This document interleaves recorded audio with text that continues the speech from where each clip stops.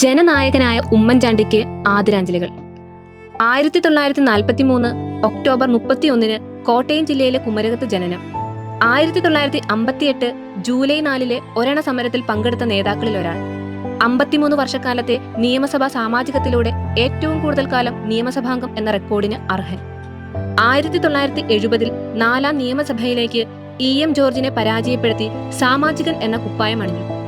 1970 മുതൽ 2021 വരെ പുതുപ്പള്ളി മണ്ഡലത്തിൽ നിന്നും തുടർച്ചയായി 12 തവണ നിയമസഭയിലെത്തി.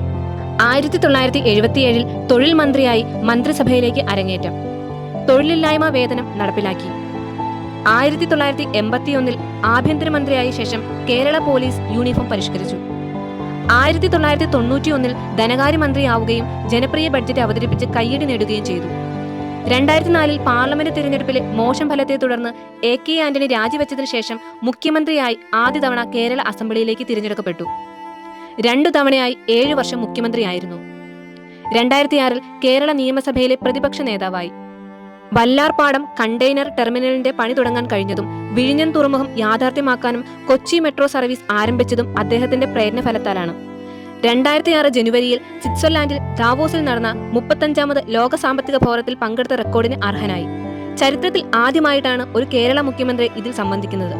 2004 ആദ്യമായി മുഖ്യമന്ത്രിയായ ശേഷം ജനസമ്പർക്കം എന്ന ഒരു പരാതി പരിഹാര മാർഗം നടപ്പിൽ വരുത്തി. ഐക്യരാഷ്ട്ര സംഘടന ആഗോളതലത്തിൽ പബ്ലിക് സർവീസിന് നൽകുന്ന പുരസ്കാരം 2013 മുഖ്യമന്ത്രിയായിരിക്കെ അദ്ദേഹത്തിന്റെ ഓഫീസിന് ലഭിച്ചു. ഈ അവാർഡ് ലഭിക്കുന്ന ഇന്ത്യയിലെ ഏക മുഖ്യമന്ത്രി എന്ന റെക്കോർഡിന് അദ്ദേഹം അർഹനായി. പോരാട്ടത്തിന്റെ ദിനങ്ങൾ, ചങ്ങല ഒരുങ്ങുന്നു, കേരളത്തിന്റെ ഗുൽസാരി തുടങ്ങിയവ അദ്ദേഹത്തിന്റെ പുസ്തകങ്ങളാണ്. അദ്ദേഹത്തിന്റെ ജീവചരിത്രപരമായ കൃതിയാണ് തുറന്നിട്ട വാതിൽ. എഴുതിയത് PT ചാക്കോ.